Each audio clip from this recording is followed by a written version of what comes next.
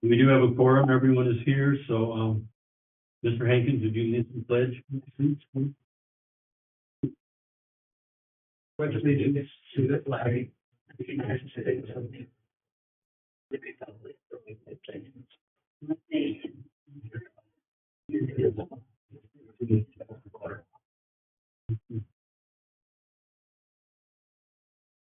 The first item of business is to approve the minutes of the July 8th meeting. We haven't had a chance to look at those. Is there any additions or corrections that need to be moved?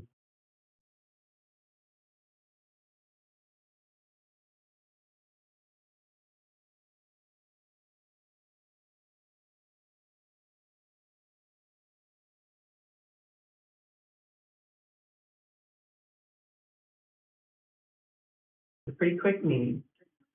You did a great job.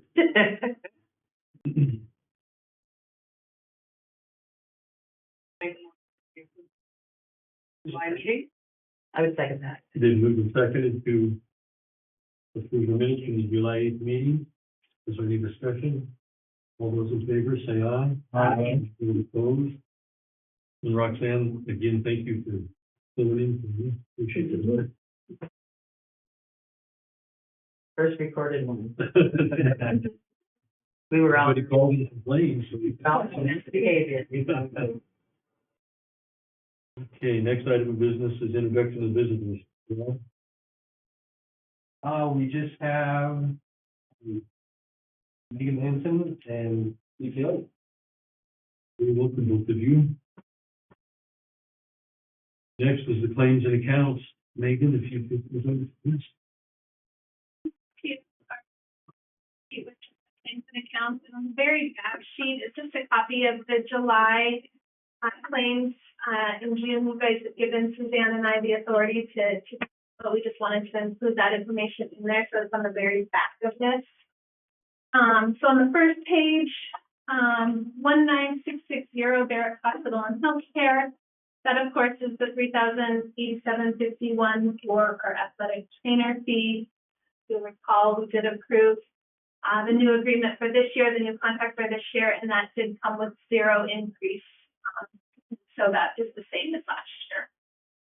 19662, bigger, faster, stronger. That's just, you'll notice kind of a theme throughout here is just some different supplies and things to start the year and to get going with the year. So that just allows our weight training kids to track their lifts and those different types of things, and just a variety of different equipment for the weight. One on the top of the second page, 19663 BMO MasterCard for $5,908.78. Again, this, just like anything, is just a variety of different things, and so a lot of them are going to be, again, supplies for various places. For example, there's some TV on here. We did order some new reading books. We did order some updates to textbooks. We were short some textbooks because, of course, our enrollments are increasing, or just some of them were significantly well used, and so just kind of doing that. And Audra went on and found the good condition books where we could get them for, like, instead of $140, we could get them for $40. So those different types of things, and so you'll see that those are in there just to try to.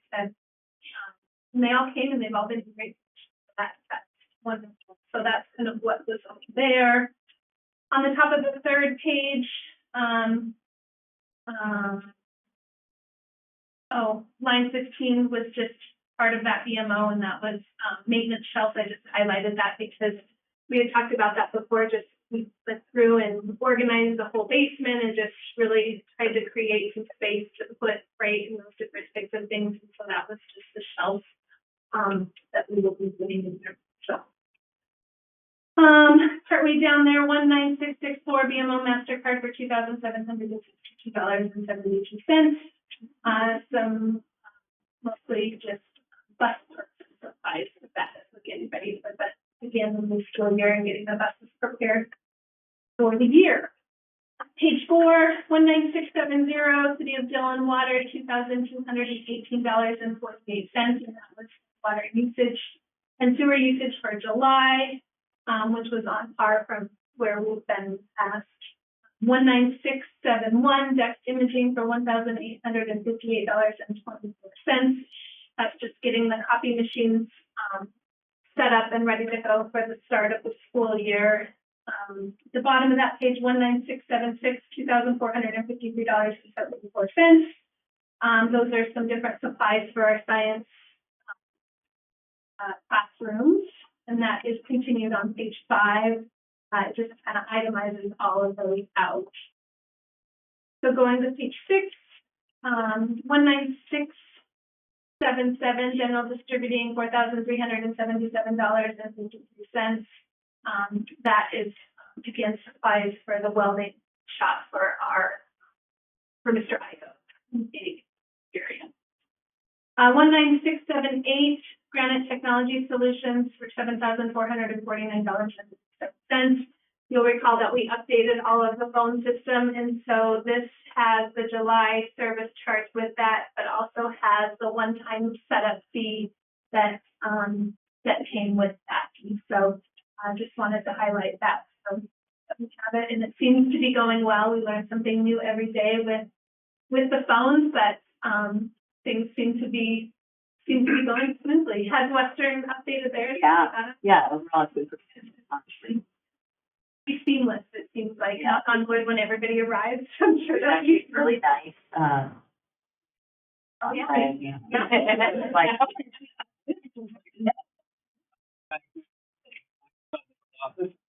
And somebody calls, I don't have to run all the way out there. Right. And hand them the phone. yeah. But it does help them.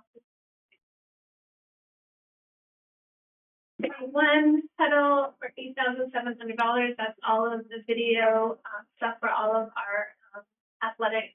So it allows us to video and our coaches to watch the video, play it back, and do all the different activities. 19685, Napa Art of Cards on top of page 7 for $6,627.03. Tool set for the bus shop, just getting, again, everything going. Sean has officially taken over there, Sean Leniger. A lot of the tools and different things that were in the bus shop belonged to various people that have been in over there that have kind of taken some of those tools back. And so we were able to kind of start fresh with him and get him set up and going. He really is doing a great job. We just kind of hit the ground running, and it's really been proactive and doing a great job. So 19686, Northwestern Energy Company for $5,181.45. Gas and electricity for July. Down at the bottom, 19689, Schoolmate for $2,900. You'll notice sitting next to you, you have the student planner. We provide these to every one of our students and encourage them as a tool to stay organized, but they also include the student handbook that's in there as well, so that they have that reference to that. And of course, it's not all of the different policies and expectations, but it's a good number of the ones that we highlight and note, and then just a wide variety of different things to help keep them organized throughout the year. So,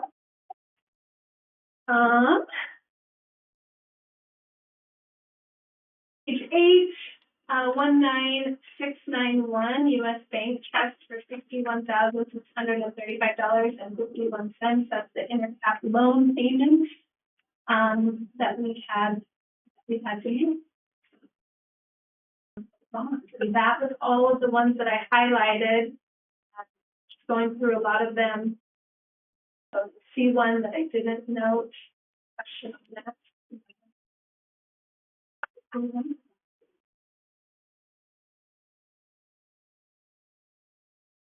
Claims. Second. We moved in second to pay the claims and accounts. During the discussion, the questions? Favor, say aye. Aye. Those opposed? The next item of business is public comment communication. I don't have anything.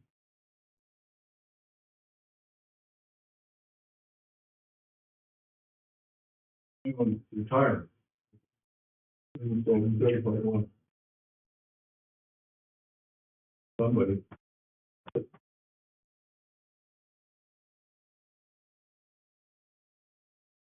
Right. Here. Don't know. First off, Pretty close to 40. I think I'm 39. I think Pierce is 38. I'd be somewhere there now. 6 months or a year behind me. Good. Well, you've done a tremendous job, Pierce. You're doing great. Pretty good learning. We'll miss you immensely. Your leadership and compassion for the students is key. Can we see grandkids through? What's that? No.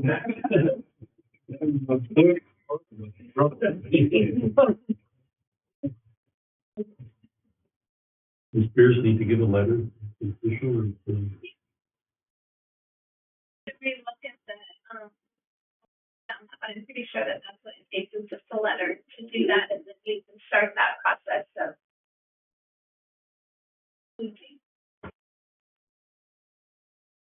There's a whole system. We should be professional. Well, I'm sad, Pierce. You should mention this. It's a good experience. Yeah. Most people are. Most people don't. And for it. It's just a great community service. Accomplished a lot, so if you have any. Yeah. I don't keep you up to date when you're drinking your coffee. You're Holy good.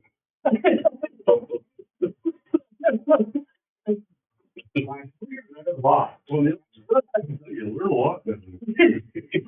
Some of it's even true.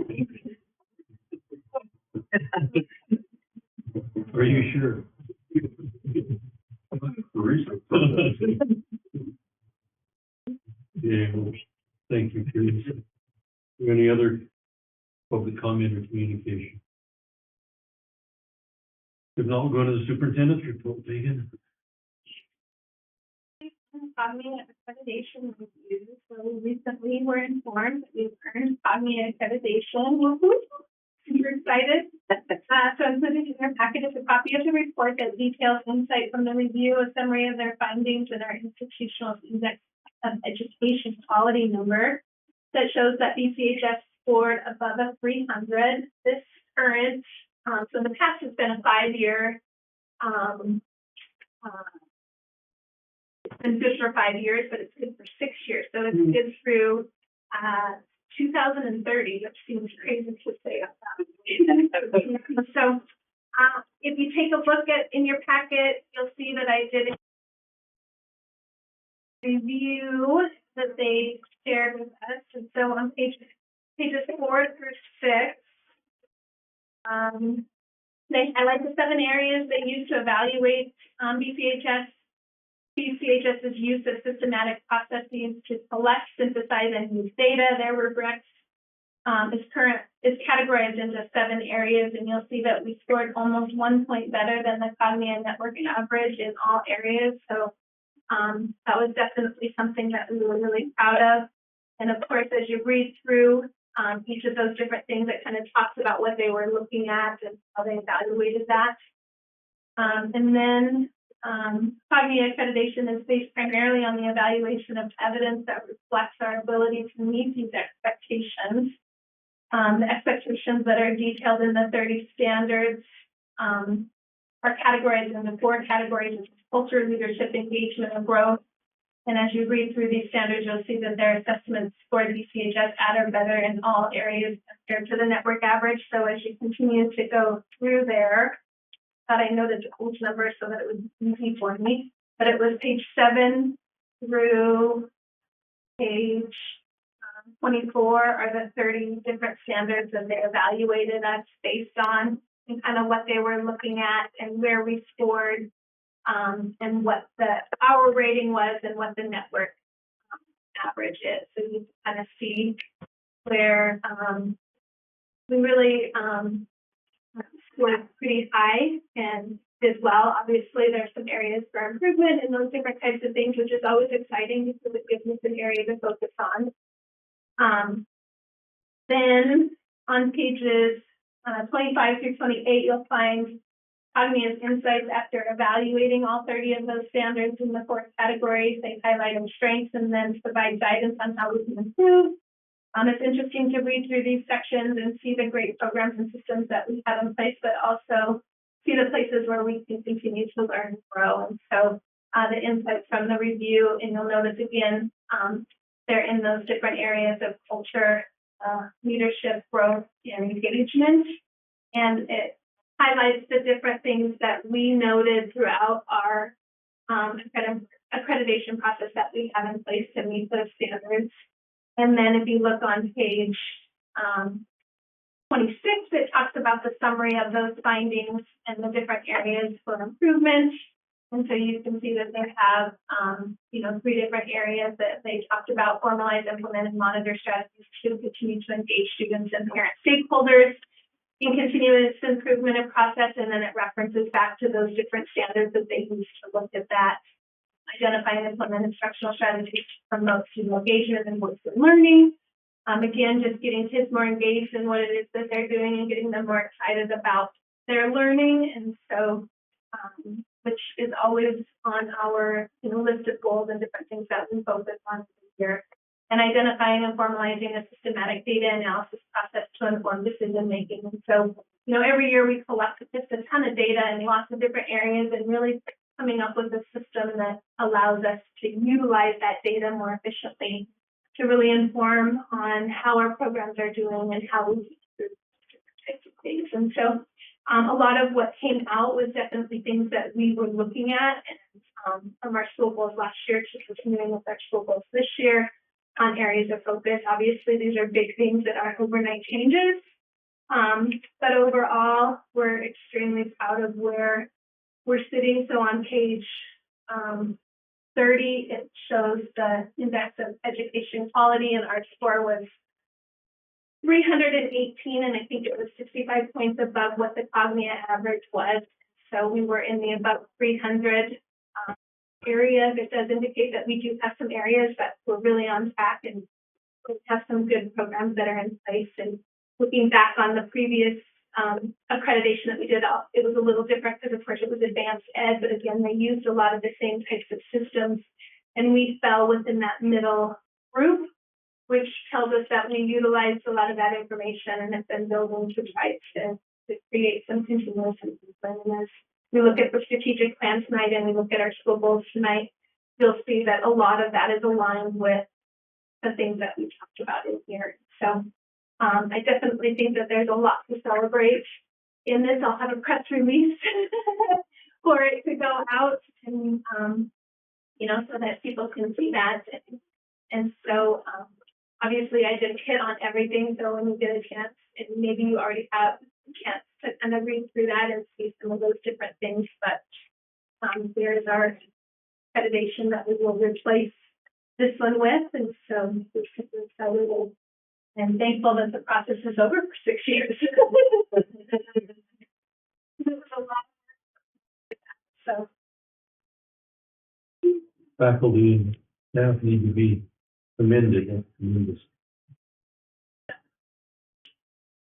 of everything, staff, students, the community, just all of the different things. It just solidifies the things that we talk about on a daily basis that people are doing in it for the right reasons, and that's to help kids and to move kids forward. And obviously, there's areas where we can improve, and it's exciting to kind of take a look at those and to try to focus our efforts in some of those different areas to be able to see some of that progress and really bringing data into it. And that, of course, is definitely a common theme and a common thread throughout, lots of different institutions, is just really having more data informed decision making. And then, of course, parent and stakeholder engagement and bringing people to the table and having conversations.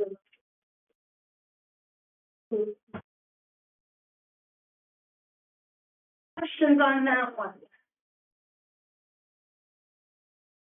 So then 6.2 is the state of Montana accreditation review. So also included in your packet is a copy of the state of Montana accreditation results, showing that we also earned Montana accreditation. In the past, we were able to just get the Cognia, and that was sufficient for the state of Montana, but the state of Montana changed their accreditation process, so we had to go through both of their evaluations. And so, along with this report is also included in the packet as a criteria that was used to assess our status. And so, I did get a little bit more information when I sent the report out. So you'll notice sitting next to you is a sheet that looks like this, that this adds to what was in your packet. And so you can see that we did do a performance rating of regular. Regular is the top level in terms of accreditation. And so we were in the top, I think it was 77% of schools that received regular accreditation. And then the different areas, and again, there was a packet inside the board packet that kind of details what regular meant. There was regular with deficiencies, and then there was an area with multiple deficiencies and those different types of things, and we were in the top one. They did score us in a couple of different areas at 3 out of 4, which I called to see how I could get that fixed, because the state wasn't super clear on what their expectation was. They just said that they wanted evidence in some of these different areas. So we sent them the evidence, and then they were like, well, we'd like to see the email that you sent out to the community when we sent the CLNA, which was the survey that we put out to all of the businesses, we put out to the parents, we put out to the community. And of course, we had that. I just didn't think to include it as part of the evidence. And so that would have bumped us up to 4. On E,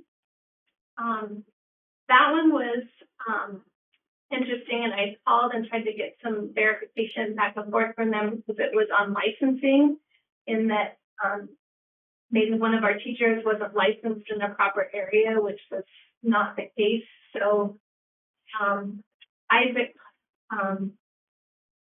Kozlowski got put in for Jeff Kozlowski, and so it was just a clerical error, and so they fixed that, so that will bump up to a 4. And then on J was the Indian Education for All, and they said we had lots of evidence, but they said we didn't include specific lesson plans, which I could have, and so I have been submitted those lesson plans, because we did have those lesson plans. I just thought that since they were part of Montana's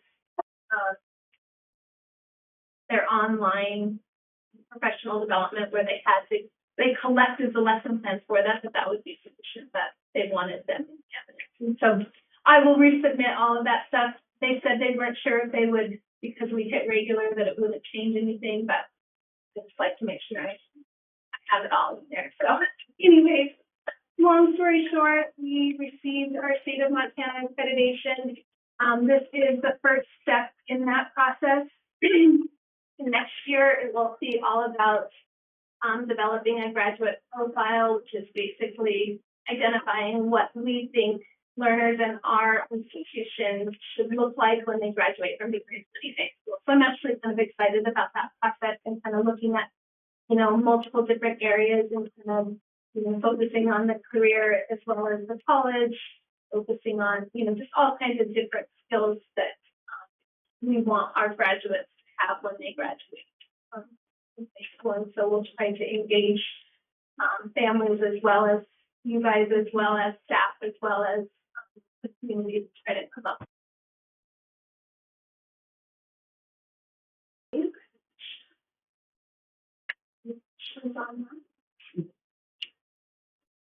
Did they have those out of the way?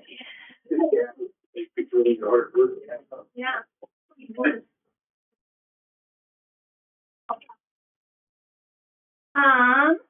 6.3 July transportation meeting updates and approved routes. So Mike Richardson, thank you. Jack Ferguson, Carolyn DePass, and all attended the July transportation meeting, and although Sean hadn't started officially, he came and participated in that as well. So included in your packet is a copy of the bus routes that were approved by the county. At the meeting, it was voted on and approved to give Mike Miller, the county superintendent, the authority to approve changes if changes do arise. So we have to have a whole nother meeting to do that. And so I think they're pretty well set, but hopefully that they are in there. We have them posted to the website. We provided them to the elementary. As of August 8th, students can start signing up for transportation service. It's gonna be here. We know it. Any questions on that? Thanksgiving.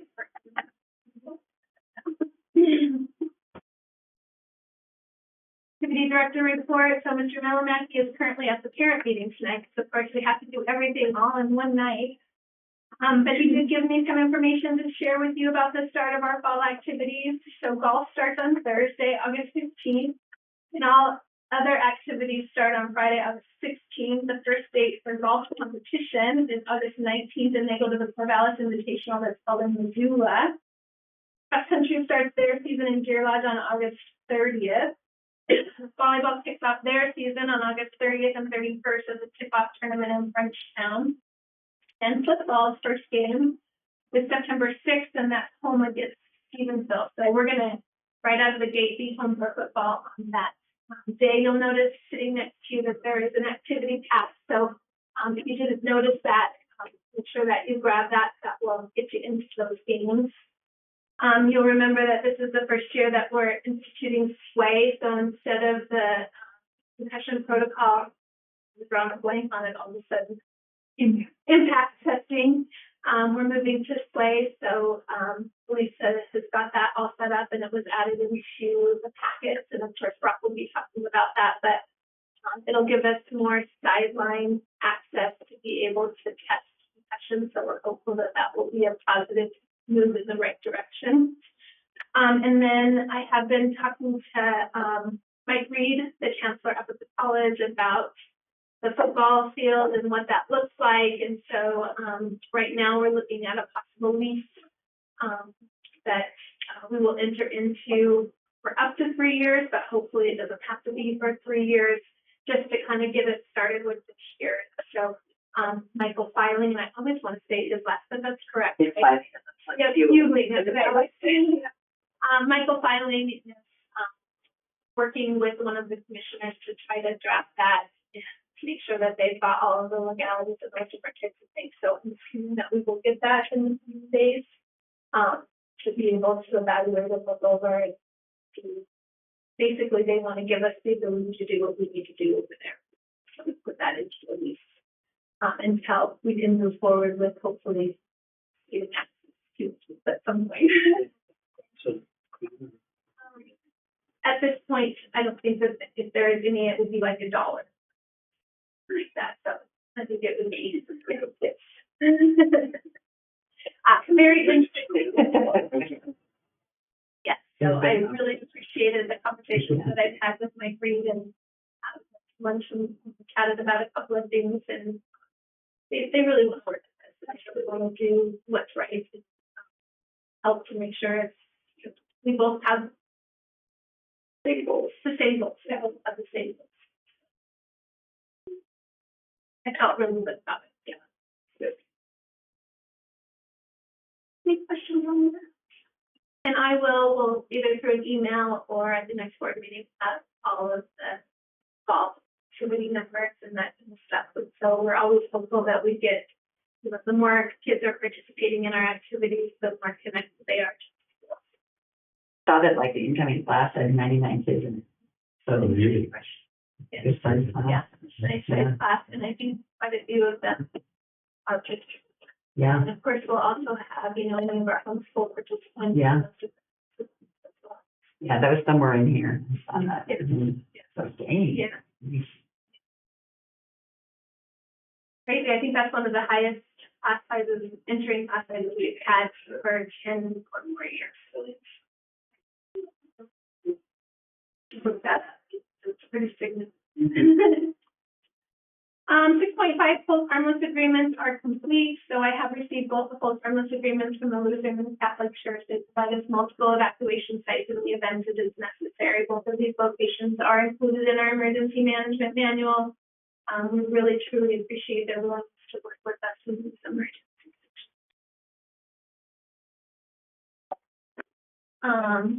I bragged out loud that I had everything, had applications or had everything hired, and then I got a letter of resignation from one of our custodians like 10 minutes later. So I won't be doing that ever again. Included in your packet is a copy of Joey Pohl's resignation from his custodial position and my letter of acceptance. You will notice on there that he did put August 15th as a day, the job that he has. Where he's moving into isn't going to start that soon, so he's going to extend that to hopefully through at least the end of August into September. And of course, he was a young student that graduated and then kind of shifted. He worked the summer crew, and then when he graduated, he moved into that custodial position, and he's just looking for something, you know, maybe getting out of Dillon or doing something a little bit different. And so we're super excited for him. Obviously, it's always hard to find people in those positions, and so we'll be working hard to try to get that filled so that we are taking care of that. We're pleased with Joey and good things.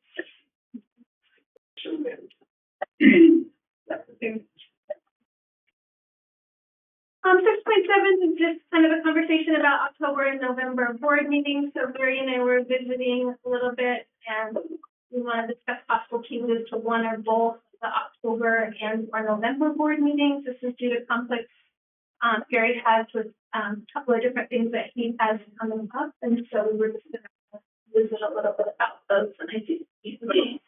Yeah, it's certainly up to the board and Megan, but in October, her daughter and her family that live in Kansas, their kids have the last 3 days of school off the week of our board meeting, and the grandson plays his final football game that week, and the granddaughter plays her first volleyball game, so we'd like to go to Kansas during that time. And then in November, we have a timeshare in Maui, and during the COVID years, nobody got to go to Hawaii, so. Yeah. I think we should do. Anyway, the time that they gave us is during our November board meetings.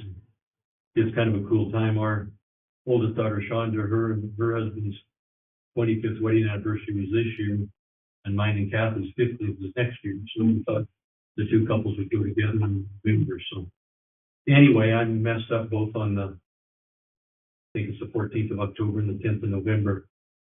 And I think you're only supposed to miss 3 meetings in a year without getting in trouble with the School Boards Association, and they don't like you to miss 2 in a row. So if it would work for everybody, if we could reschedule one or both of those. I was thinking the October one, the 14th is the second Monday, the 7th would be the first Monday, and a lot of months, the 8th is the second Monday, so I mean, we'd only be 1 day earlier than normal. So move it to the 7th.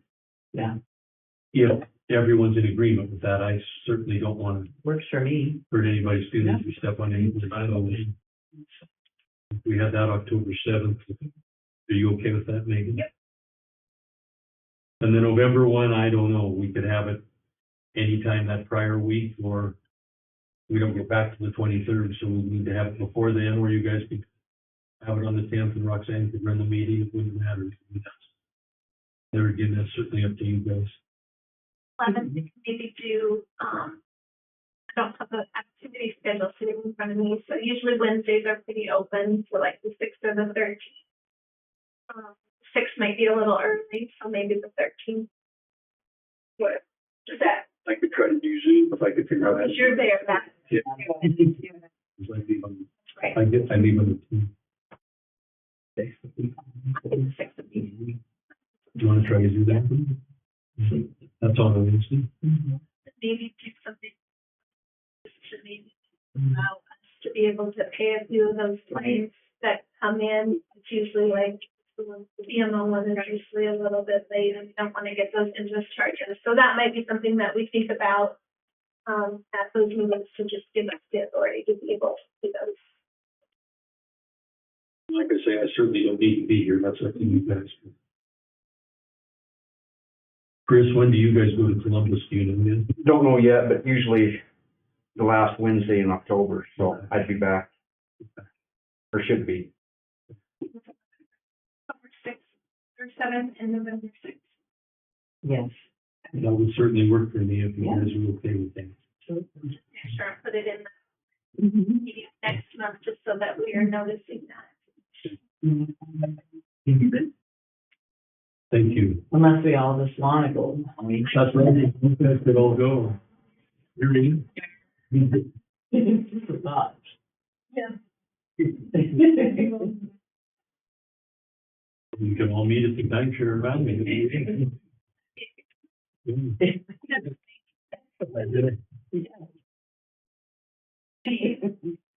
So 6.8 summer work update, the DNRC grant and flooring project. So hopefully when you drove up today, you noticed that things looked a little bit different. And when you walked in, see the big changes with the floor. So we do have both the upstairs and the downstairs floor projects pretty well complete. There's one transition strip between the commons area that the piece that they had ordered to have to fit all the way down was too fat, so they needed to get a skinnier one so that they could get that to go all the way down to create that separation. So once that's put in place, we'll do a final walkthrough and just make sure that everything looks okay. But we have had a lot of people come in and say things like, "What's the difference? What is it?" So super excited about it. The transition on the earthquake separators, those are still red, but we're working on getting those transitions to be blue so everything, down the road, maybe painting the green walls, just something other than green. So to me that might not know, I think that paint came from the Forest Service many years ago. We don't have so to Green when I was here, was green when you were here. be one of those things that you hear that. Anyways, and then of course the trees when you came in, they have been removed. They are finishing the stump grinding on the Center Street that goes across there. I think so, and so I think they've got the two stumps. It's amazing how big those stumps were and just the amount of stuff that came from those. So they worked on the stump grinding there today, and then they're going to continue on this side over here. We're hopeful to keep the ash tree that was outside of Suzanne's office, and then the big spruce tree that was outside my room and the FCS room. But when they went in to prune those, there just was a lot of rot and a lot of damage, and we just really felt like it was, once we know that, and that was one of the things that we talked about was just the concern of them degrading and those different types of things. And Matt Allen from Edge did a great job, and they worked on the pot there for a week and a half to get that done, but it definitely does look different, and we still are pulling out some of the juniper trees. And then, of course, once all of that is complete, we'll start the second phase of that, which we'll be planting, and I'm not sure if we'll get that done prior to the snow flying or if it'll be the first thing this spring. But one of the things that we want to do is really incorporate the kids and get them vested in the space that's out there, so that obviously if they're invested in it, then out of it, and just really making it be a nice place where they can sit when the weather's nice, and also it just looks really nice when visitors are coming. But the paint's not faded or discolored behind the trees. I kind of thought it might be, but it looks pretty good.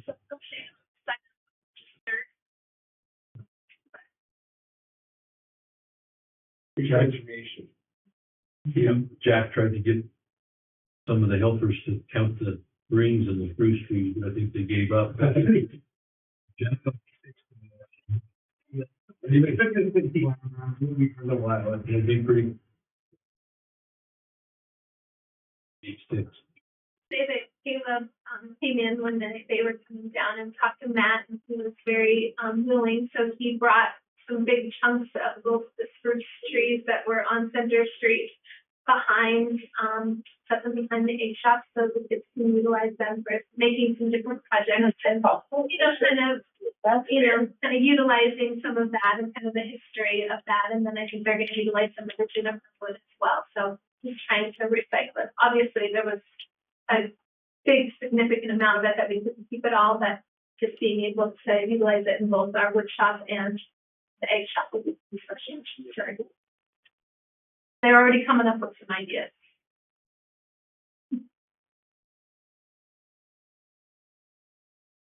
Looks good. Have you had any complaints? Good. One concern. We did have one concern about the spruce tree. 61. Yeah, worried that. Oh, that one was there. That one wasn't topped at all, because I think it had a little bit more room over there, and so. Just by the beginning too. What happens is when they're topped, the water gets down, so then it starts to degrade. That's what I learned. I act like I'm an expert. Yeah, I think that tree was planted in late 2016. Yeah. 6.9 start of school information, so we're certainly excited about getting back to school. We've obviously seen, when August 1st hits, we've seen more teachers starting to come in and starting to get excited and get ready. So our first staff development day starts on Tuesday, August 20th, and goes through Thursday, August 22nd. The first day of school for freshmen will be Friday, August 23rd, and the first day for our 10th through 12th graders will be Monday, the 26th. We are in school through that Wednesday of that week, and then of course we're out for that Labor Day weekend. So this year we'll start our freshmen and have a little barbecue for them, just to kind of nice to bring those freshmen in just with them, get a chance to learn the school and learn some of the expectations and learn where their classes are, and just get over some of those anxieties that come with transitioning into a new school building. And then, of course, on that Monday, they will just go to their regular classes while the upperclassmen will kind of go through a first day of school orientation. Do that Rob kind of directs and instructs and provides them, with that information. And so, we sent back to school letters out on August 1st and tried to put as much information up on the website as we can, and just try to get them excited and coming back. I did usually send out a mailing with the back to school, that just with the cost of postage continuing to go up, we sent it out through an email, and it was actually pretty successful. We've been able to talk back and forth with different families. They were asking questions that maybe they wouldn't have asked if they got the letter. Then they, some of their responses, it was nice to have access to the digital copies on their phone, and then just a quick link that they could click onto the website that can show them that stuff. So we are going to try to do a little bit more of those kinds of things on some of those mailings, but, just have information, and we'll try to get feedback. I did follow it up with a robocall, just letting families know that, hey, check your email, if you didn't get it, call the school,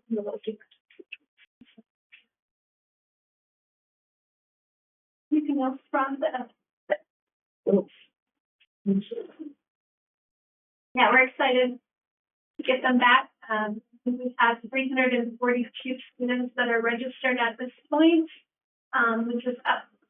Some again, we talked to 99 freshmen, which is a large class, and I think our sophomore class is right around 90%. Their sophomore class is pretty big. Our junior and senior classes are a little bit smaller, but the incoming next year's 8th grade class and next year's 7th grade class are big as well. So we're seeing definitely a trend with increased numbers.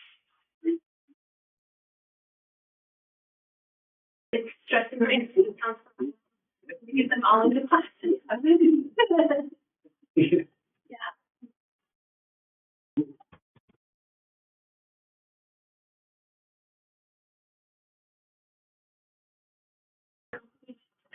Yeah. definitely something, and one of the things I have on the list for us to explore with some of our committee meetings and just looking at the building. See, I know my first years here, we were over 500.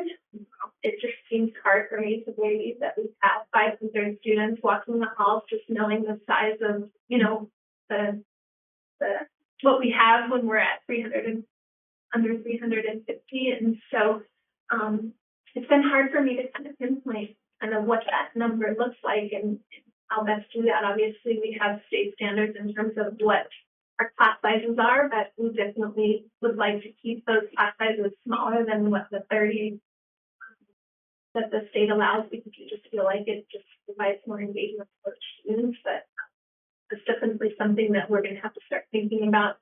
It's going to be prompted, especially because of, you know, some of the changes to the part-time enrollment as well as out-of-district enrollment, and really understanding where that limit is, if there is a limit that we have to, and we'll talk about that a little bit with the policy, you know, with those out-of-district students and trying to figure out where that magic number is. And it's like I said, my first student 5 years ago, I think we were over 500. So, and I think that was pretty consistent for a while. I think it actually It's fluctuated up and down. You and I were at school, when there was like around 500.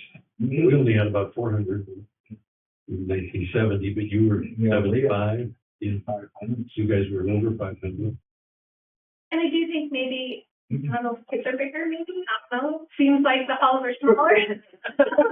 I will say also, you know, just the changes in the structure of classrooms are different than when I first came 25 years ago with just technology and, you know, some of those different types of things. And so we have turned some classrooms that were classrooms into labs and, you know, some of those different types of things. So I think that definitely shifts some of those capacity numbers. Classroom will be here, the commons are. Yeah. And this one was a classroom. So, I mean, so there just has been some changes that have, you know, that changed some different things that I'm not sure that our capacity is to that level. And I just, when I was trying to pull a number out, I was like, that just takes more people to come to the table to try to figure out what that is going to look like. But I think that's a great question and one that we're going to have to really seriously start looking at. I think this used to be the typing room, didn't it, Gary? Boy, That's the second room. Max Neal's English room. Yeah.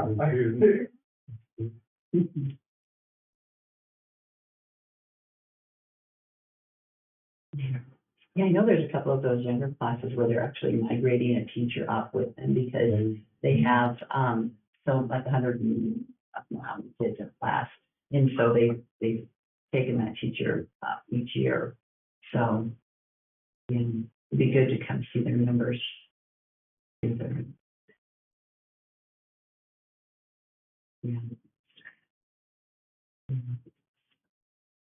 Mhm. We are getting more and more interest too in just, you know, part-time enrollment, some of the different programs that we've done. And I'll be curious if we see anything with the whole where you can switch from school to school basically without having to sit out there. It's going to be interesting. I think that MHSA is going to be a real, how they decide their eligibility, because of course right now I think it's still pretty much the same. Is it? They're going to get challenged on it, I'm sure and they're going to have to start looking at that, which is going to change it. And so for those of you that might not know, there's a 90-day eligibility sit out time that if I move from school to school without my whole family, I have to sit out from participating to just kind of eliminate, oh, this team's going to be really good this year, we're going to flop to, you know, to here. And so there have been challenges with it, but for the most part, it has done its job in trying to keep kids, you know, where they should. I think the better lots of challenges. But it'll be interesting to see. And, you know, Dylan's unique in that we're a little bit more isolated out of like the Bitterroot, and I think the back Kalispell area, I think it's going to be really, and really it's going to be the same. You know, Helena, I think with, you know, Jeffrey, you know, just all of those different areas, you're just going to see that it's, when you're only talking 10 miles, that's that's a different transition when we can just start to. It'll be interesting to see. Sure. And I think, you know, obviously freshmen have that free eligibility at this point to wherever they start. So I would assume that it's gonna be. Some of these district lines will change. I see where Bozeman, Oh, yeah, they Wellington High School yeah, is completely filled up and overflowing, Yeah. and Helen and Capital are the same way. Yeah. And East Helen is already overflowing. Well, I think it'll be interesting, obviously, with it being a legislative year. I think that there is gonna be some conversations on, you know, and they really did open a lot of this enrollment and do a lot of things without kind of thinking about what maybe some of the actual implementation of that is going to, how it's going to impact the implementation of that. And so I think that already there's been lots of advocacy happening to shore up some of those expectations. And you'll see, you know, in the strategic plan and in some of those different things that we are having to build some different things in just to, you know, be more, not picky, but just make sure that we can serve the students that we need to serve.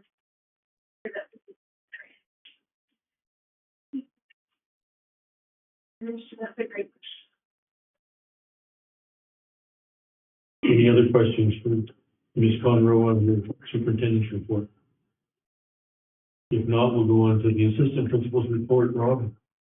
Okay, so I don't think we've included these couple exchange students. So we have one from Thailand and we have one from North Dakota.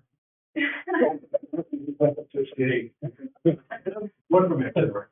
And so they're all females, great students. You know, we vet them pretty hard. We make sure that they go to good families and so pretty excited about it.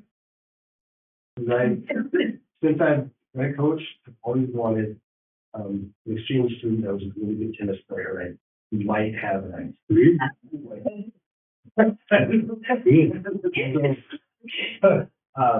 but yeah, They're all young ladies. and it's neat. They do a little video now. And so they can do a video for 5 minutes or something like that. So it's nice to hear them before they come in. We can kind of figure out how well they speak English. Because I've had some in some schools that it's hard for the teachers to speak English. And it's hard for them to learn because they have a hard time. We make sure that they do understand. Typical program then? Like how did they end up here and do we send students? No, it's just, they're all different kinds of companies that bring students over, and I guess I've never heard of anybody in an exchange program beyond the US. Japan, and probably 5 or 6 years ago. On a similar, I think it's all part of the same international exchange program, but we just haven't had probably, and I bet it's been 2 years ago. Not since you've been here. Every school I've ever been to, you know, not always, but very frequently, exchange students. If people want to come to the US, it's like. Last year we had the young man that was the kicker in football. What was it? Who came first? Was that you? Jasper, you need it, Brady, yeah. Boom.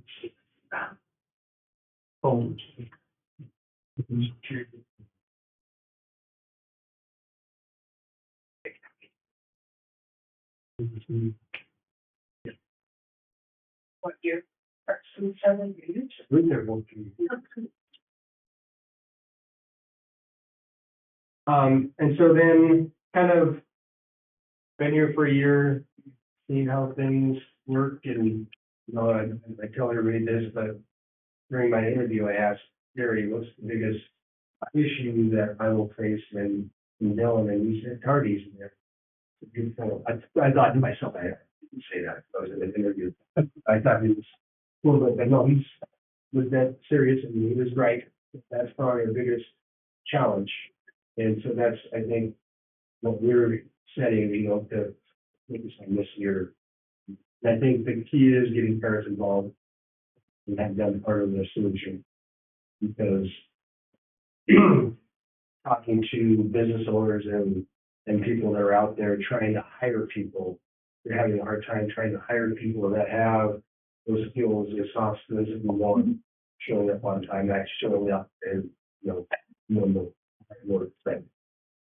So I think that we need to focus on making sure that our students are some of those students that are gonna be here because they show up and because they show up on time.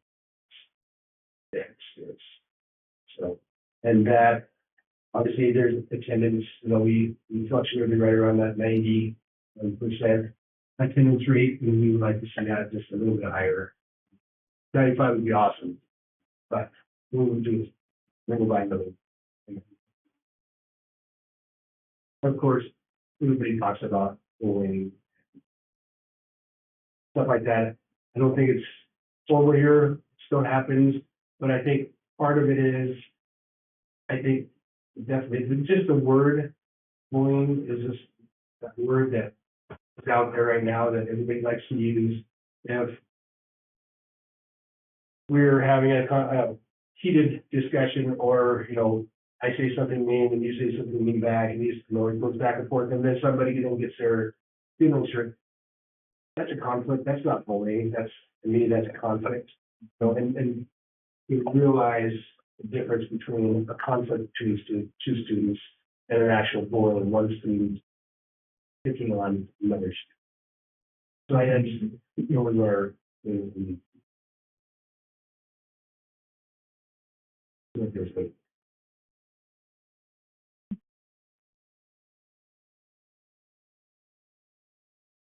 don't get me wrong, we have excellent kids. Everybody ever talks to me, knows a sporting team or an activity goes somewhere else, and kids are.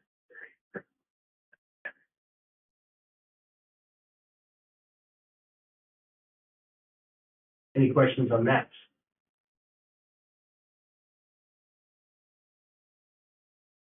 Under the consent agenda items. Megan?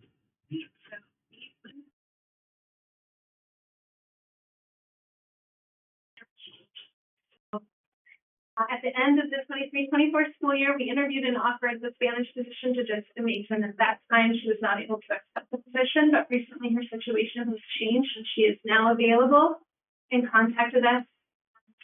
It would be my recommendation that you hire Jessica Mason as the Spanish teacher for that school year.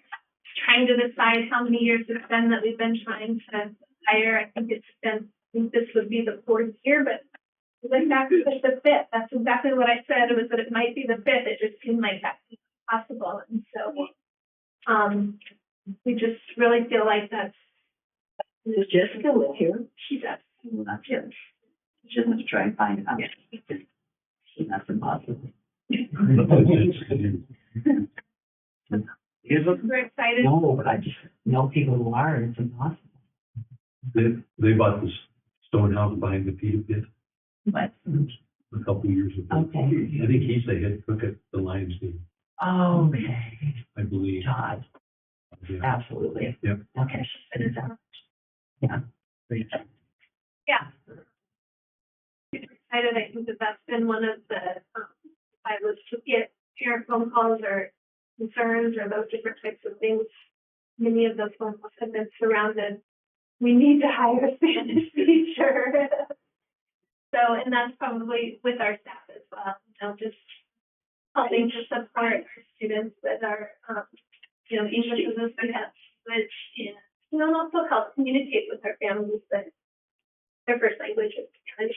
And, so to just have somebody on staff that does that, and we'll have a dedicated class for ESL to work, with trying to progress, their English speaking, but also we have a high need of students that are wanting to take Spanish. And so it's. Would you agree? I think there's kids out there that just don't take it because it's so good to try to take it. Yes. Work on lots of students, same sense as they would like to take it, especially with the possible, or the opportunity to maybe go out of state. They're like, I'm not doing it online. And some won't do it if they're high achieving students, so I don't want to chance for GPA. Yeah.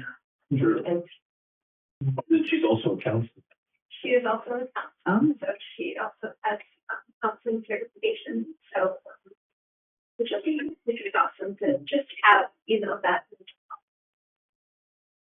My understanding is you'll still offer some Spanish online, and you still offer some So traditional. we will do Spanish 1 and Spanish 2 Okay. in the ESL class. And then if students want to take Spanish 3, that will be offered. Okay. So that'll give us our 2 years that, students are required to have if they want to go to another state school. And then it'll, she hasn't taught Spanish for a couple of years, so it'll give her an opportunity to kind of build up her courses and her curriculum and that kind of stuff to get to that third level of Spanish. And I will say, even our Spanish students, normally they start off speaking Spanish and they only speak Spanish during that time. And I'm just not sure that they're there because of just learning that online program. And so, we've talked a little bit about that there's going to be a little bit of a learning curve and some adjustments that she's going to have to make and some, not coddling, but definitely supporting and trying to build some of the confidence. I think probably they have a lot of the knowledge, but they just haven't spoken it a lot because it's all been online. So most of it's been written and that kind of stuff. And so I think, as she's been here, hopefully for a little while, then we can build into re-offering that Spanish. So usually we would have one section. Well, I would move to hire Jessica Mason for the full-time Spanish teacher. Second. Moved and seconded to hire Jessica Mason as the full-time Spanish teacher. Is there any discussion? Those in favor, say aye. Aye. Those opposed? Okay, action items. So today's packet is a copy of the 24-25 handbook. The changes that I have made are highlighted in yellow. Just go over these changes and answer any questions that you might have. But at the end, I would recommend that you. So in your packet, you will see on just the first page flipped over is just highlighted the different sections. It didn't change anything and nothing was different. It's just every year you find little things that you want to add and you want to those different types of things, or you get a recommendation from Montana School Boards Association that it should be in there. And so I just added those different areas. And so there's more descriptions on what that is as you read through, they're highlighted in there, each one of those different things. And then on page 2, those are just the new certified and classified personnel. So you can see there's a lot of yellow. I do have Jessica Mason on there, just hopeful that you guys would hire her tonight, and this would be ready to go for tomorrow so that we can get that going. And then just the open activities on page 3 that we have open. Jason and Bobby are new. I'm not sure why I still have them highlighted. It's Kelsey's new as well. So I must have forgot that I highlighted those two. Betty, still cross-country coach? I thought she retired. No, it's Kelsey. Yeah. Do I still have Betty on there? That's why. That's why Kelsey's not highlighted. I will change that thing. Yeah, you were just here.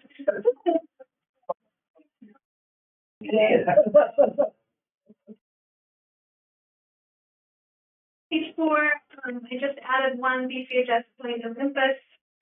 So this was just to collect, analyze, and use data to make informed decisions to improve student performance and address the learning needs of students.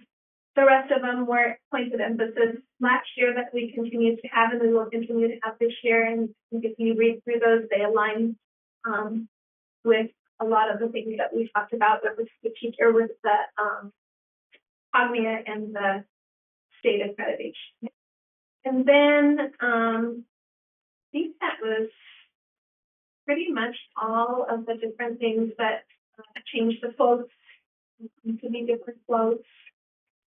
Like I said, as you scroll through there, you'll see more highlighted stuff that it just kind of describes the different additions that I put in there. So the drug-free workplace, or the classroom security, or the student parent concerns, just some of those different types of things that were highlighted in the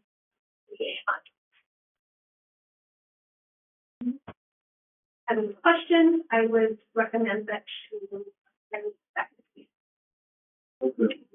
Second, Seconded to approve the academic handbook as presented by Ms. Conroe. Is there any discussion? Those in favor, say aye. Aye. Opposed? Passes unanimously. So 9.2, board consideration to approve the emergency management plan, so including the executive, executive and emergency management plan. I have made a few changes that we will review together. During this year, we have established a partnership with the University of Montana Safer Schools project.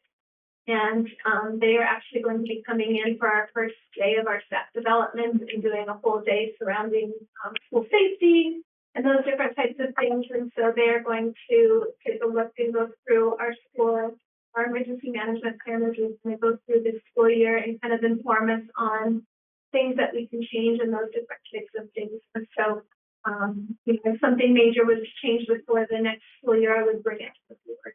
And of course, a lot of information in here is proprietary, just simply because there's just some things that we don't need everybody to know that we just like to keep in our school wall. So it isn't necessarily a document that we put out to everyone, because again, there is just some information in there that we want to make sure we have, that we can implement quickly in a way that's safe.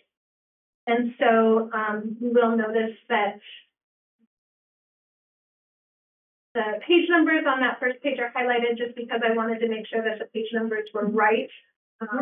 So as you turn to the next page, it just has on page 2, it just has a crisis response team and the new people that are on there. So our new counselor will be on there. Our maintenance staff was on it. It wasn't listed on there, so I just added that on there. You will notice that both our YDGR people are on it as well. And then on page 3, I added just school demographics, just talking about the demographics of the school, talking about where master class schedules are located, talking about, safe evacuation in terms of we have lots of students that have different challenges, whether it be language barrier, whether it be physical barrier, whether it be mental challenges. And so just making sure that we know where those students are so that we can make sure and help support them in an evacuation situation. Kind of a discussion that we're talking about the different buildings. On page 4, I added just assessing the risk matrix and the planning process.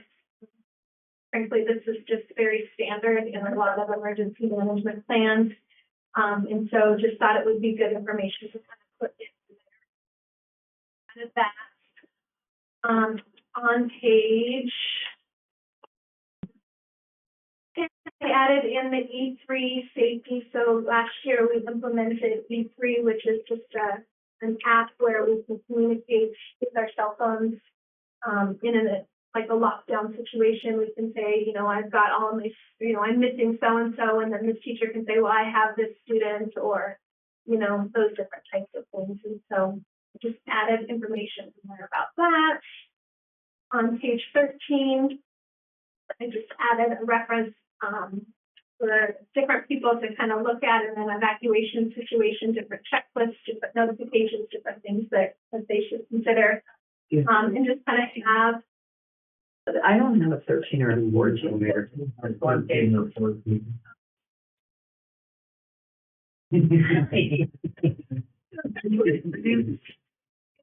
of talks about, the different team members and what they would bring to the table in an evacuation. I will get that. Yeah, no. Oh, it's just in a different spot. Oh, sure.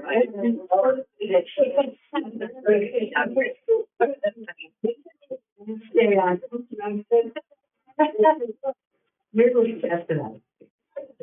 Page 14 is just a place where staff members can make a photocopy, and they have kids in their classes that can meet one of those physical or those challenges or those barriers, that they kind of list that so that it's just a place that they can grab it for different things.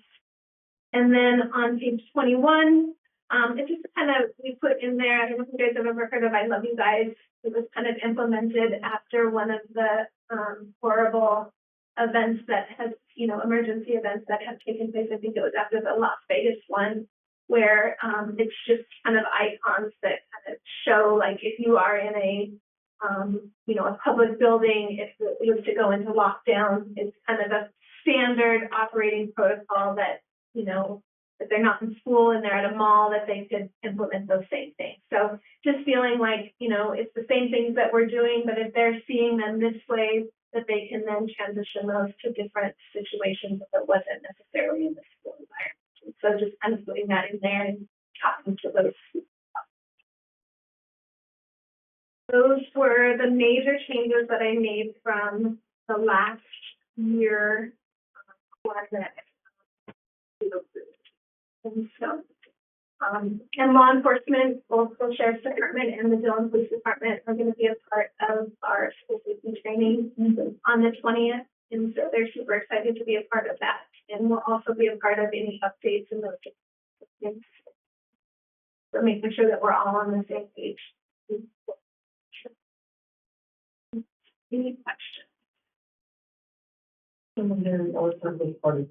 What's that? You add, on page 44, you added some names on here and Joey Cole. So we had him earlier as a motion and Yeah. Okay, thank you. You'll have to change that. That is the hard part when you add names. when it's saying specific.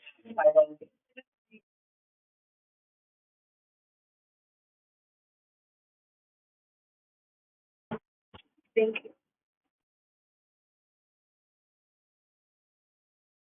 I would move to approve the emergency plan presented. Been moved and seconded to approve the emergency management plan.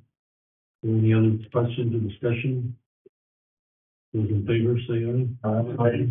Those opposed? Passes unanimously. And so for the BPHS strategic and continuous improvement plan. So included in your packet is a copy of the 2025 strategic plan that was revised this past year by our leadership team. And so in your packet, I did just give you most of the stuff that had changed and didn't include the appendix, but I did, sitting next to you, you'll see that all of the appendix information is in there. I will ask if you guys don't want to keep that, I will take those back and utilize them with our staff, just because you can tell there's a lot of there's a lot of paper that is associated. There is one that's on the back of that appendix page that I am going to have you guys note before we approve that. But as we kind of go through, you'll notice on page 4 has our school foundations. And so again, the leadership team took a look at these this year, and as we were going through the Cognia and the state accreditation, looked at different ways that we wanted to update those, look at those. So the 4 goals that we have, the biggest changes were in the goals to provide a safe environment. And we'll approve this page as our school goals later on too, so we won't have to talk too much about it. To improve student achievement and learning, to improve effective communication and family engagement strategies, and to improve instructional practice and assessment strategies. We used to have 2 different goals. One was like building physical safety, and the other was social or emotional safety, and we kind of combined those 2 into one.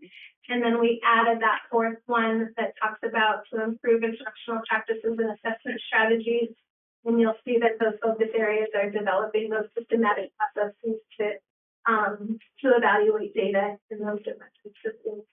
Improve effective communication and family engagement is an area that we really want to focus on this year. It's trying to bring families in for a wide variety of different reasons. We do for a lot of the activities, but there's other areas that we can do, and we do have like a dual enrollment night that's coming up on September 4th, and as we're providing more opportunities for our students in the area of dual enrollment, it's a great opportunity to connect with families. It's not grade specific, so freshmen, sophomores, juniors, and seniors can come so that they can get that information so that they can plan ahead for when they go get to that junior and senior year where it becomes more of a factor.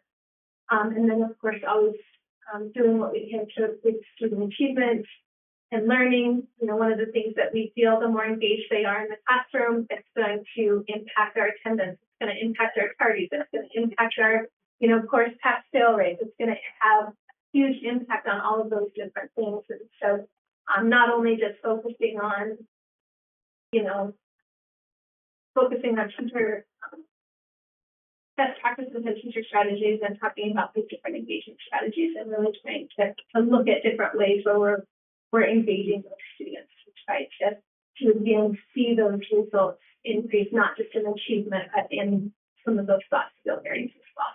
And so that on page 5 had the current demographics that I had when I printed it. I think it has, so that's where I got the 342. And then you'll see on the back page of 23 to be able to compare that. And then on pages 7 through 24 is really all the data that we are collecting. So we've got all of the attendance data. We've got it, and then we try to keep about 3 years of data in the strategic plan so that we can kind of see different changes, you know, hopefully improvements in those different areas, or to try to see different trends that are happening across different things. We've got, you know, discipline data, graduation rate data, we've got course pass rate data. So there's just a ton of information that's in there. And again, we try to keep up to 3 years. The really colorful progress monitoring is our MAP testing, which is the different growth from the fall to the spring in some of the different areas. We've got the ACT and the pre-ACT data that's in there. And then, of course, we've got the dual enrollment and the basic coach stuff that's in there as well as in terms of the different data. And then on page 25 through 31, you're going to see that the 4 goals looked at more thoroughly. So what are our research-based strategies? What's the evidence of need that prompted us to suggest that that was needed? What is the professional learning needs and the resources needed? And what's the evidence that we're looking for to try to see that we're making improvements and we're making progress towards those goals? And so it just helps try to keep us on track in terms of what that looks like. And then, of course, the different appendix just has all of our different survey data that we do with our students, our accreditation review for both the state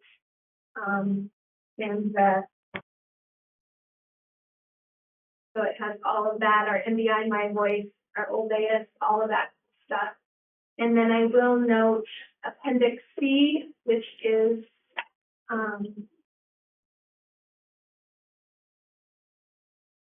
a statement in there that keeps us focused on ensuring that when we are admitting out of district students, that we are taking into consideration that we want to be able to provide the best education to the students, and that there is a limit at some point. And so it kind of puts some of those different things in there, and it just kind of outlines what some of those, starting to talk about some of what those potentially limits are going to be.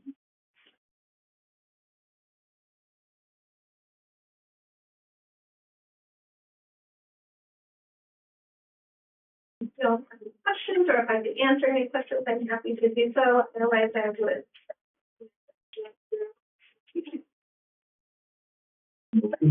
Second.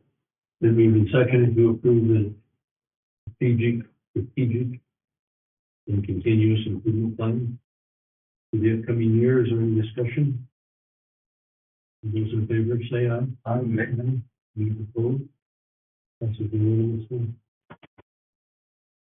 To approve the school goals, which are included in the strategic plan, but we have to have a agenda item that you approve those. So we did go through those in the strategic plan. Again, the 4 main goals was a safe environment, improving student achievement, improving effective communication, and improving instructional practice and assessment strategies. And so again, they're very much aligned with what we learned from both Columbia and the state. So I would recommend that you include those goals. Motion to approve goals for the report. Second. And moving seconded to approve the school goals for the upcoming year. Is there any discussion or questions? All those in favor, say aye. Aye. Any opposed? That's what you do. This next, item 9.5, board consideration to approve the trustees report. That trustees report was in one of the, was sitting next, so it wasn't in the packet, it's sitting next to you. And it says at the top, trustees financial summary. So, please find your copy of the 2024 trustees report because it is for last year. We will go over the report, and Suzanne and I can answer any questions that you may have. So take a minute to look over the trustees financial summary. This report is required by OCI, and it looks at the financial records for the 23-24 school year. It starts with the balance sheet for all of our different funds, and then shows the schedule of revenues, the expenditures, and the changes in the fund balances. You'll recall that Suzanne took over partway through the year last year, so much of the information in this report was from when Ramona was here. And Suzanne had to kind of take all of that and try to put that whole report together, so I certainly appreciate the time after that she put in to do that, because it was quite a process to do that. She had a couple of times to come in and help her, and she did, so that was great. And again, after you review, I'm happy to answer any questions, but it would be my recommendation that you approve this. This is part of the new company review that. They review all, get, auditors every year, and so they take a look at a lot of those different things, but this just really gives us kind of a end of year look at how all of the different accounts. And when you start getting into the revenues and the expenditures, you can see that it does a side-by-side comparison between the 2022 value and the 2004 value. And as you continue to go through, you'll see everything. The general fund was in there, expectation to the debt service, all of those different things, fixed assets. So it has just a ton of just different information on how the financial year went and ended. And,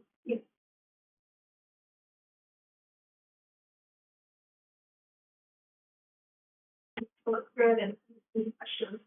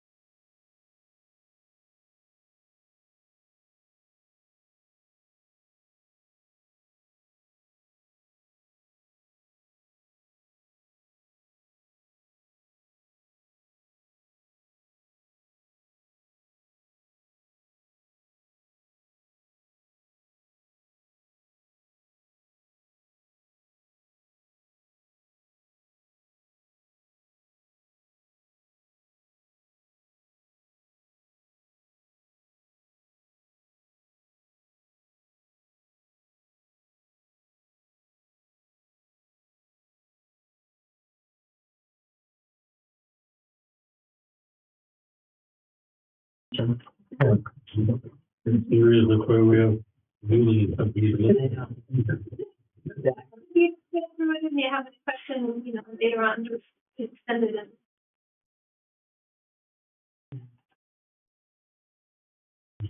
Thank you.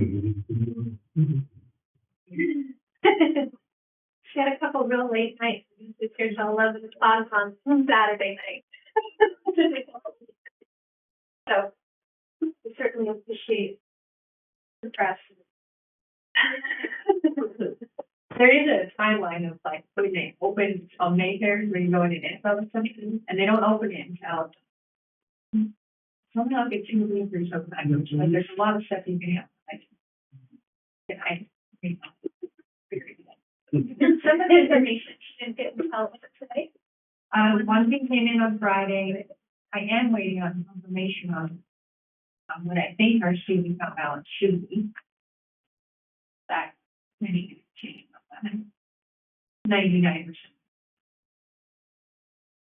It's quite a process.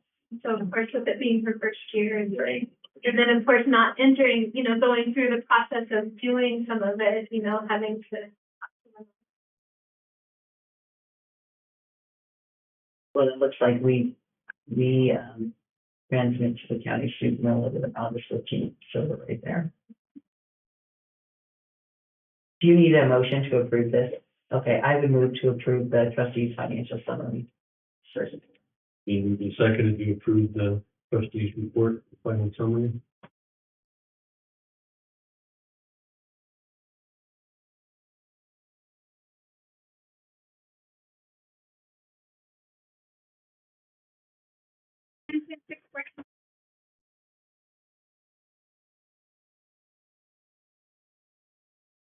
Here when you got fiscal year 25, fiscal year 24 budget report. It includes the general fund budget, the proposed municipal levy budget, and the voted in levy budgets, and the general fund budget for the 2024 school year. Take a minute to look over them and then answer some questions, and we'll go over a couple of things. To just look at them.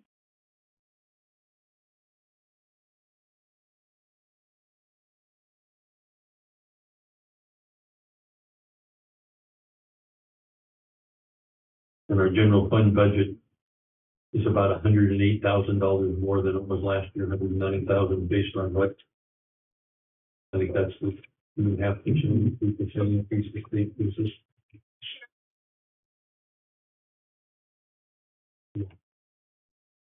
So you'll notice that the total of all of the funds, if you're looking at 2025 budget, that was probably on the top there. You'll notice at the bottom where it says the total of all fund mills will go down about 0.77 mils from the previous year. So last year we were at 52.9 and this year we're at 62. We don't have a lot of say when setting the mills for our general fund. This is calculated through a very complex state funding formula that is set, that sets the mills, and you'll remember the whole thing on the 95 mills and all of that kind of stuff that had come out earlier this year. So we did have an increase in our general fund this year, but you will notice that our mills went down. So some of this is due to the increase A and B, which increases the amount of some of those other revenue accounts that we receive, and then extra money just having more students. And so, and then we do have a slight increase to our transportation and our tuition levies. This is due to a variety of factors in transportation. The factors in obviously just general increases to running the transportation. And then last year we were splitting Jack's salary, so we just had one person that was both maintenance and transportation. And so we do have a dedicated transportation director this year. And then of course Jack is advising in that position just to make sure that things go smoothly, because there's just some paperwork and some different things that place. And then also as part of that fund, there is a section for safety, and so some of this will help pay for our counselor's salary that's in there at 50%. For the tuition fund, the increase, see here. The state set up the option to use this levy to help make up some of the deficits to our special education funding, to pay for our high needs special education aid. So in some situations in special education, you might have a 1-to-1 ratio, and you really can't control that. And so it just kind of depends on your student population. And so when we have increases in those needs, obviously that takes a huge part in the general budget. So this is the legislature's way to try to create a system to allow for those situations when we do have that. So we will have 2 of our aides that will take some of their salary out of tuition to try to alleviate some of that burden in the general fund. And then, of course, with HB 203, House 203, with the out-of-district students, just trying to plan ahead a little bit for those possibilities. And we don't know, we have the ones that we have approved, that we've sent out to those schools so they can kind of plan. We have gotten a couple from the line of district, and I'm assuming that there will be more. And I just think that it was one of those things that people weren't doing. They weren't following through with a lot of that paperwork because there was no tuition or anything that was associated with that. But as it is now, and of course that won't be assessed until July, which is the next school year, but it's just a matter of trying to prepare for that. And so, it just kind of provides a little relief in the general fund to ensure that we can maintain the programs that we have. You know, obviously we do our very best to balance the fiscal impact to our taxpayers while meeting the needs of our students. It is our hope, and I think that with all of the conversations with the 95 mills and those different types of things, with it being a legislative year, there's going to be a lot of discussions on a school funding structure that isn't so complex and that isn't just strictly tied to taxpayers and those different types of things. I know they've talked a little bit about trying to funnel some of the surpluses in some of those different areas through, you know, it's nice to get a rebate, but if you funnel that through some of those, you're getting more bang for your buck when it comes through, you know, a different way. And so kind of starting to have some of those different conversations on what that looks like. And so hopefully the 2020 or this school session will, and I already know there's been lots of conversations and lots of plans for that. So, and then I just want to make note that on the technology line, so line 23, so last year I reported that this fund started down 48,000, and this year it's starting down 51,000 from last year. So we're continuing to see, and again, that's all having to be supported out of the general fund. And so, as I talked at the last board meeting about the possibility of looking at doing least, we'll hopefully have some more information at the September meeting just for you guys to look at and try to decide if that's something, an area that we want to start looking at. And if it is, I mean, it's a whole year thing where we want to try to plan for that and make sure that we do right by everybody. So as you look through it, let me know if you have any questions. If not, I would recommend that you approve the budgets for this year. And you'll notice that, you know, as you kind of scroll through those papers, you can see the budget worksheets and the different things that kind of go into setting those different things. And then on the very back of that is the general fund budget, and it's just kind of a comparison between the 4 and the 25 fiscal years.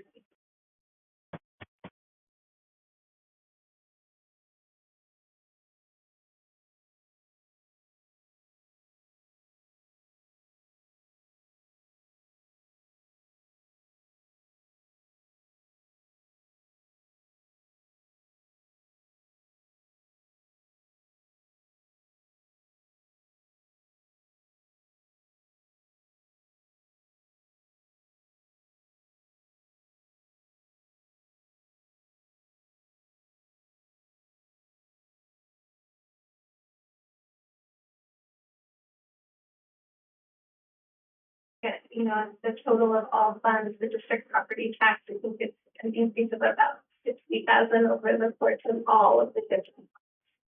And so last year is a lot more significant because obviously we did have a larger increase in the general. This year we did have a tremendous increase in the taxable value, and although it did increase this year, it was slight in comparison. I think last year it was, I don't remember what the increase was, but it was like, it was a significant amount. I think the mill went from 23 to 33,000 or something like that. It was pretty significant, whereas it might have been 32,000, and I think it just bumped up a little bit to about 33,000 per mill this year. And of course, a mill is just 1,000th of the taxable out, 1/1,000th of the taxable out.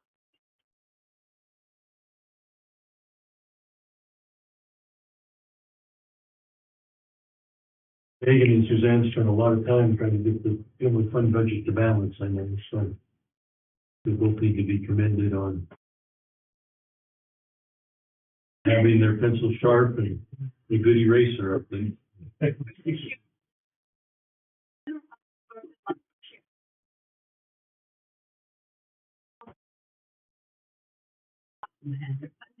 Which we didn't invest a lot in human resources in ESSER, but one or two makes a huge difference. And so, again, it wasn't that we were adding people, it was just that we were able to utilize some of that money to use some of those people. So it wasn't a matter of being able to let, shrink. And of course we could, but we would definitely use programs and those, some of the incentives. In the general fund budget, under the salaries, you'll notice some differences from a year ago, if you remember. Megan started and Gary was still on part-time, so there was some superintendent salary in there, and then Suzanne was helping in the AD position, and then both she and Ramona were there as clerks for a while, so there's some, these are the specifically last year, this year. So. Rob's gonna do, he's the head of adult education. We're gonna try to do some adult education in our department. So, and maybe with some well-being here with in our weight rooms and that kind of stuff. And again, that's just another way of doing, family and community engagement. And so.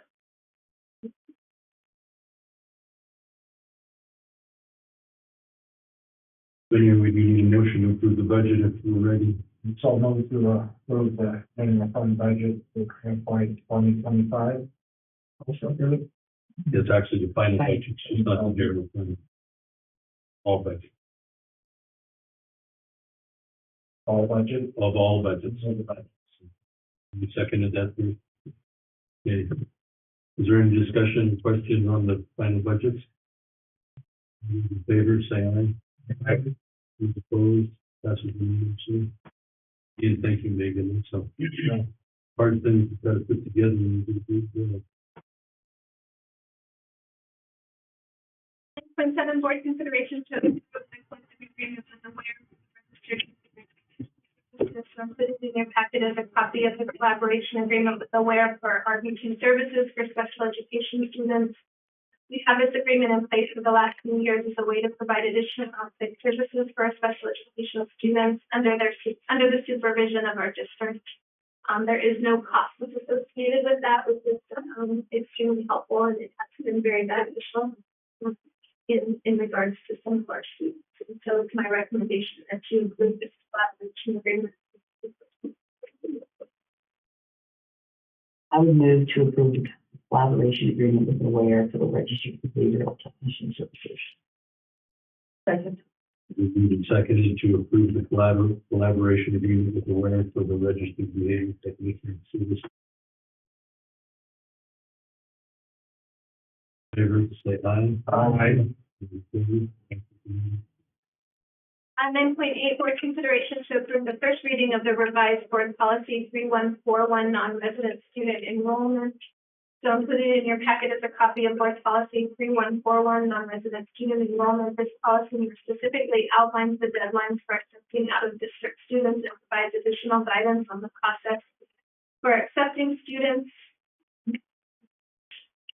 It will be my recommendation when you choose that optional language to approve the first reading of that. And so in your packet is the book, in the first highlighted section where it says every non-resident student who seeks to enroll. So we have set a date of June for that, but it didn't really, it kind of left it open in terms of, and we kind of talked about that we didn't really want to put an end cutoff time on there, just because there are just extenuating circumstances and, you know, if it's in the best interest of the student in the school, that there could possibly be those times that we add additional out-of-district students. So the two optional things for your consideration are for planning purposes, late applications shall not be considered.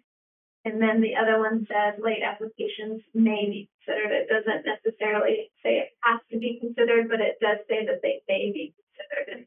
And I would recommend that that would be the route that we go, just to kind of leave that possibility up. And then, of course, it just kind of talks about a lot of the things that were built into that strategic plan, out of district information, you know, in terms of how we go about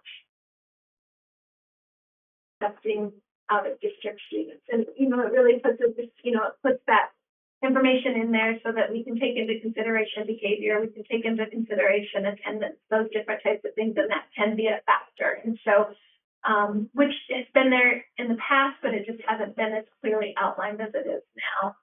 And again, this is all just guidance from the Montana School Boards Association in terms of the policy that they recommend and the different levels of things that you consider when looking at accepting out of district. And I just highlighted all of those underlines were just new kind of things that were added in there.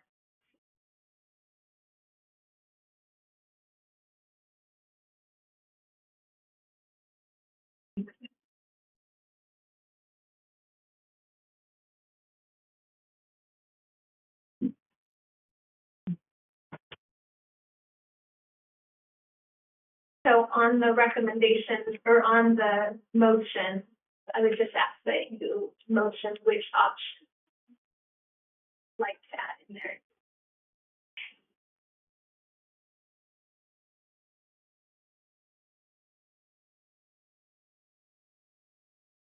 I'm gonna make a motion to approve first reading of policy 3141, where it says student enrollment with the optional language of late applications may be considered. Second. And we seconded to approve the first reading in policy 3131.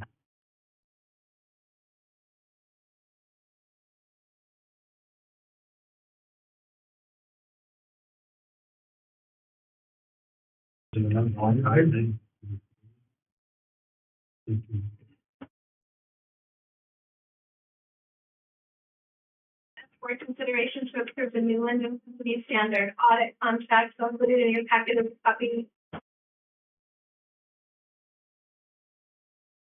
Included in your packet is the New London Company Standard Audit Contract for the 24-25 school year. This is an annual audit that we are required to complete, and therefore we've had a pretty good relationship with this company. They know kind of our systems and we work very closely with and have with Suzanne. So I would make the recommendation that to approve this contract. It did go up 15,000, 16,000, I think. That's still not bad It's still at all. But I'm looking at applicability is ridiculous. And then sometimes they want an audit to the audit that's another $20,000. Yeah. Yeah, this is, I actually am like, dang, I'm gonna call these. I've got 3 quotes that are substantially higher. Yeah, yeah. And they've done a good job, folks. And it's always been good. If you have a question on something. It's, Sharon Dennis's sister, I saw that, I'm like, that's Sharon's sister. Yeah, that's great. That's great.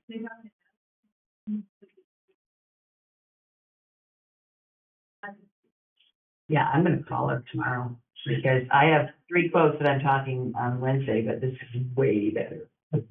she's great. She's been.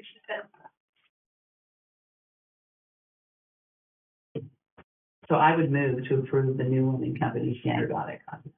Second. Been moved and seconded to approve the New London Company standard audit contract for the upcoming year.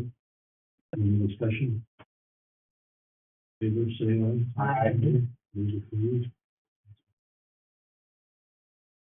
9.9A, board consideration to approve the dual enrollment memorandums of understanding with Montana Western and Montana Tech Highlands for the classes that are taught at BCHS by BCHS staff. So this doesn't have anything to do with the, the classes that we're allowing students to take at those different pathways. This is just for our staff that are teaching dual classes. And so you'll notice through Montana Tech, we have chose 2 classes, but it's our welding class for semester. And then Montana Western, the back sheet, got the advanced animal vet plan, the essential one, period, introduction to layout, child adolescent and growth development, astronomy, college writing, art, 3A or 3B, which is the Art C 101. Ceramics, which is the Art C 231, and then our advanced chemistry, which is the chemistry. So those are all of the ones that our teachers are teaching, and that these memorandums of understanding.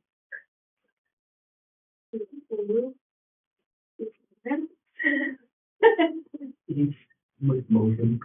Second? Moving second to approve the dual enrollment memorandum of understanding with Montana Western and Montana Tech Highlands for the classes that are taught by BCHS faculty and staff. Are there any questions or discussion? Excuse me. All those in favor, say aye. That's what we need to. Great that we have that many.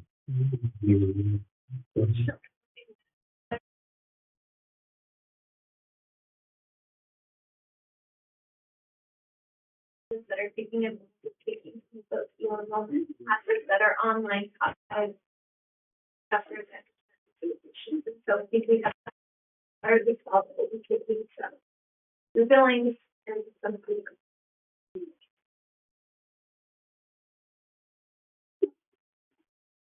And then, of course, the ones might change that because we have to do more people other.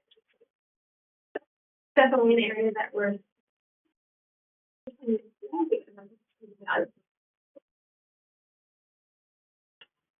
It's good. Sorry it took so long. We have lots of stuff to do tonight. You got it done quickly. You did good. Thank you. And I will take any of the if you want to keep the first part of the strategic plan, that's fine, but this is just, like I said, just a lot of the other stuff that. Oh, take it all, and then I could say the podcast.